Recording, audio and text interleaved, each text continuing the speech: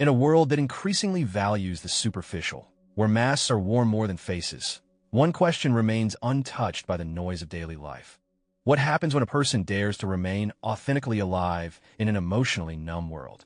Carl Jung, the brilliant Swiss psychiatrist, once observed something deeply unsettling about human nature, an observation that would haunt his work and continue to reverberate across generations.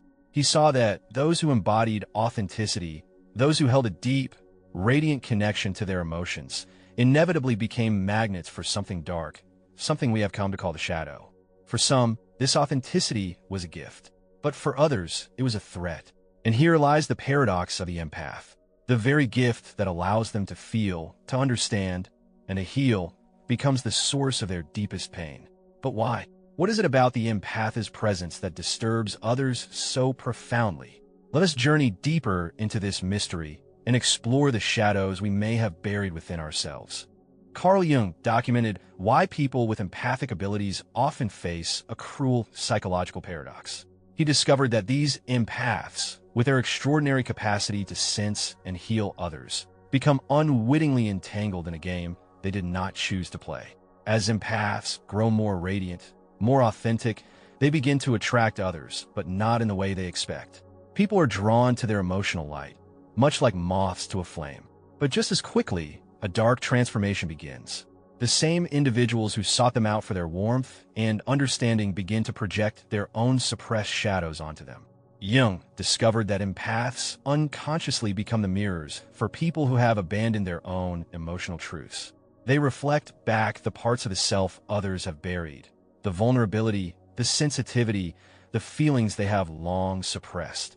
And this, Jung argued, is where the danger lies. The empath's emotional expression becomes a reminder to others of what they have lost. The very essence that once attracted them now triggers deep resentment. But why? Why does the radiant authenticity of the empath provoke such hostility? As we venture further, we begin to understand the psychological mechanisms at play, and we will see how these dynamics manifest in the lives of those who have the courage to stay emotionally alive. The phenomenon Jung observed is one that we now understand as shadow projection. When emotionally disconnected individuals encounter someone who remains deeply connected to their authentic emotions, something unconscious happens within them. It's as if their own emotional numbness is exposed, laid bare by the empath's emotional transparency. And so, their unconscious mind begins to project their own repressed emotions, their own feelings of shame and guilt onto the empath. The result? The empath becomes a target for something they didn't ask for, the emotional wounds and insecurities of others.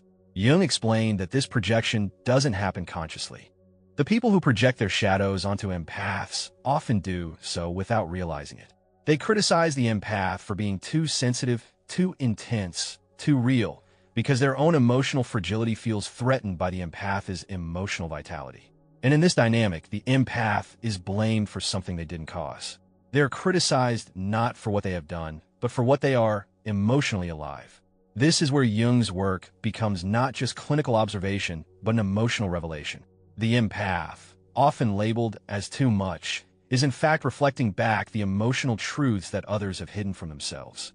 But how do we protect our emotional authenticity in a world that punishes it? Jung's clinical work led him to identify distinct patterns in the way people react to empaths. The most revealing of these patterns was the mirror trap, a dynamic in which the empath's emotional authenticity acts as a mirror to others' repressed emotions, triggering their unconscious shame. In this mirror trap, the empath becomes a lightning rod for the emotional pain that others refuse to face. The more they shine their light, the more they become a symbol of what others have lost or abandoned. The more they offer their authenticity, the more they threaten others' carefully constructed emotional defenses. Jung noted that these patterns often spiral into a deeply destructive cycle. The very people who sought out the empath for their healing gifts would, over time, begin to attack them. They would accuse them of being too much, of being overly emotional, of demanding too much. The empath, initially seen as a source of relief, becomes the very object of attack. And yet, in these moments, Jung's greatest insight emerges. The resentment directed at the empath is not about the empath at all. It is about the person's own internal struggle with their repressed emotions. The empath becomes a scapegoat for others' unprocessed emotional pain. a painful truth that they are not prepared to confront. So, how can we navigate this shadow-filled world? How can empaths continue to thrive without losing their authenticity? And what does this mean for the future of human emotional evolution? Carl Jung's most disturbing discovery about empaths was not the projection of shadow itself, but the profound implications it holds for both the individual and society. The empath, in all their emotional vulnerability, becomes a bridge between what humanity has lost and what it can reclaim. They are the emotional pioneers, the bearers of light in a world that too often chooses darkness. But Jung also understood the weight of this responsibility. He knew that the empath could easily become overwhelmed, crushed under the weight of others' projections. And so, he created a protocol for what he called authentic self-preservation, a way for empaths to protect their gifts while continuing to serve others. If you are an empath, recognize this. Your emotional truth is not a flaw, it is a gift. It is your light that the world desperately needs, not your suppression. And if you found yourself dimming that light to fit in, to avoid criticism, or to appease those who cannot tolerate your authenticity, it is time to stop. Now, ask yourself, are you ready to protect your authenticity and use it to heal not just yourself, but others? Comment below if you are ready to embrace your emotional aliveness and protect your empathic nature. Subscribe for more insights into Jung's discoveries, and join us in the journey toward deeper self-awareness, emotional evolution, and collective healing.